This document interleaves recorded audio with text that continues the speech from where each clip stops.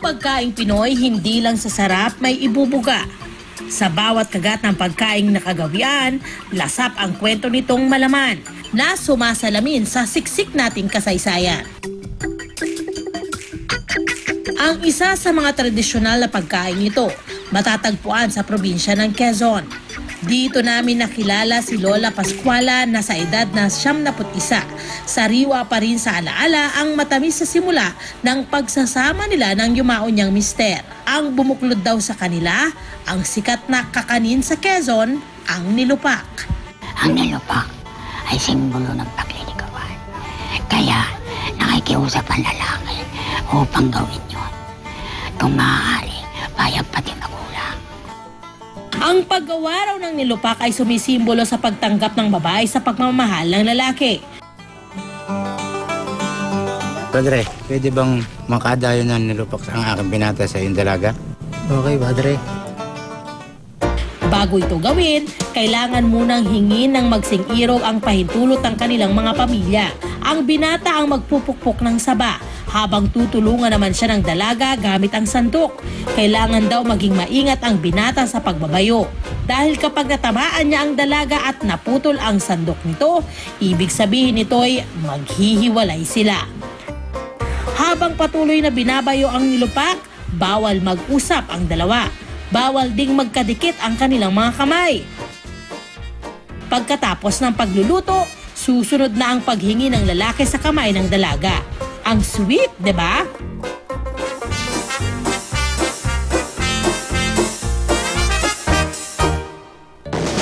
Hindi rin nagpapahuli ang Malolos Bulacan sa mga kwentong nakatatakam. Ito ang inalam ng mga proud Bulakenyong sina Joshua at Miko C ng GMA Boy Band na Top 1 Project o TOP. Pero since nasa Bulacan tayo ngayon, may trivia ako sa'yo tungkol sa Bulacan. Ano? Alam mo ba na yung wall coating ng Baraswain Church and yung ibang church dito sa Bulacan, gawa siya sa puti ng itlog. So sir, paano po ba ginawa at saka saan po nanggaling yung puti ng itlog sa paggawa nitong simbahan? So yung itlog ay hindi hingi yan sa mga bahay-bahay. Yung mga babae tsaka yung mga bata, nagdadala sila ng itlog ng bibi o kaya ng manok, iipunin yan. So, hihiwala yung pula ng itlog tsaka yung puti.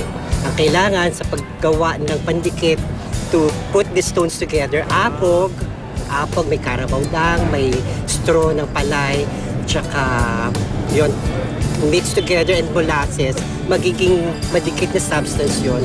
Yun ang ginawang pandikit. Yun ang pinakasimento sa paggawa ng mga structures, simbahan and houses. Libo-libong puti ng itlog daw ang ginamit sa paggawa ng mga simbahan noong panahon ng Kastila. At para hindi masayang ang mga pula ng itlog, nakaisip ang mga kababaihan ng Bulacan na lutuin ang mga ito.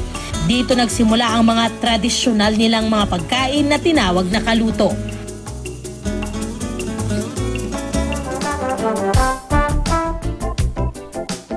Nagsimula man sa panghihinayang, ang mga kaluto noon, buhay na buhay pa rin ngayon. Di lang matatamis sa pagkain ang may kwento, pati ang mga ulam at putahe, may kanya-kanya ring makulay na kasaysayan. Isa na rito ang hit na pansit. Saan mang lupalop ng bansa may kanya-kanyang bersyon nito. Gaya na lang ng pansit ng mga taga-Tanza, Cavite na may halong kamyas, ang pansit estasyon. Noong panahon daw ng Kastila, maraming dumadaong na barko sa pier ng Tanza para makipagkalakalan. Pero bukod sa negosyo, binabalik-balikan din daw dito ang pansit ng Tanza. Nasa kalauna ay binansagang pansit estasyon dahil bukod sa pier, nagkalat din daw ito sa mga estasyon ng tren. Nagmula ang pansit estasyon noong panahon ng mga Kastila dahil yung mga nag-stop over sa istasyon ng tren, kumakain ng tinatawag ngayong pansit estasyon. Ibinuhos ang sauce sa bihon at toge, sa kabinudbura ng iba pang mga sangkap. Toppings pa lang, over na sa sarap. Para mas namnam ang flavors ng pansit estasyon. I-partner ito sa manamis-namis na puto de oro ng tanza na binudbura ng niyog. Totoo man o hindi na pampahaba ito ng buhay, di may pagkakaila na ang dami ng henerasyong binusog at patuloy na binubusog ng masarap at classic na pagkain ito. Kung ang pampahaba ng buhay merong kwento, aba meron din ang mga pagkain inihahain tuwing araw ng mga patay. Dumayo kami sa bayan ng Naik sa Cavite kung saan bumibida ang mga kakanin kapag undas. Pinakasikat raw tuwing Nobyembre ang kakanin nilang alikaya. Kumpara sa biko, mas malapit sa sapin-sapin ang texture nito. Ang kulay nito rin ang pinakadahilan kung bakit ito kilalang pagkain tuwing undas. Nakasanayan na nila na ito ang hinahanda tuwing undas kasi kulay itim siya eh. Kung titingnan mo, para siyang nagluluksa. Para siyang kakanin na nagluluksa. Na at the same time, meron siyang tamis na binibigay para maibsan yung pagluluksa ng mga pumupunta sa sementeryo. Kung ang pagiging itim ng alikaya ang dahilan kung bakit ito kilala tuwing undas, ang palutang na sikat din sa panahong ito, kulay puti naman. May mga folk traditions tayong So, yung palutang, palitaw no, sa Maynila. Palitaw siya eh. Sa Cavite, ang tawag namin talaga is palutang. So, yun, may mga nagsabi na kaya daw yung palutang yung siniserve during undas kasi nga busilak, puti, parang kaluluwa, tapos lumulutang. Sinasabi na ang sino mang kumain nito, hangad daw na sumalangit ang kaluluwa ng kanilang mahal sa buhay. Halos pareho raw ito sa palitaw ng Maynila. Ang kaibahan lang ay ang pahabang hugis nito. Kahit ang mga pagkain turo-turo, akalain nyong may ibabahagi ring kwento? Itlog na binalutan ng harina na karaniwang kulay orange. Heto naman ang isa sa pinakapatok na street food, ang kwek-kwek. Diba ang tunog ng mga ibon ay kwek-kwek, yun, doon siya nagmula. Alam nyo bang aksidente lang daw ang pagkakagawa ng kwek-kwek? Isang balut vendor daw sa Cubao ang nakalaglag ng kanyang basket na puno ng mga balut.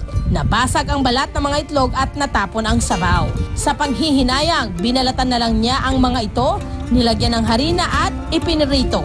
Tapos ay hinain niya ito na may kasamang suka, may asin at sili. Before, ang ginagamit nila is yung atsuete or yung anato para magpakulay. Ngayon, meron kasi tayong mga food grade na food color. Tokneneng naman ang tawag sa maliit na version ng kwek-kwek na itlog ng pugo naman ang laman. Karaniwang kapartner nito ang suka, asin at pipino bilang sausawan. Dahil mura at masarap, naging paboritong pantawid gutom ito ng marami. Patuloy na tinatangkilik yung kwek-kwek o tokneneng kasi mura lang siya at nakakabusog pa. Masustansya, itlog eh. Paborito kong merienda ang kwek-kwek kasi mura na at masarap pa.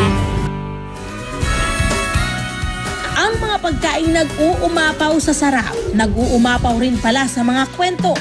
Mas enjoy ang bawat kain, lalo't alam nyo na ang pinanggalingan at pinagdaanan ng putahe para makarating sa ating hapagkainan.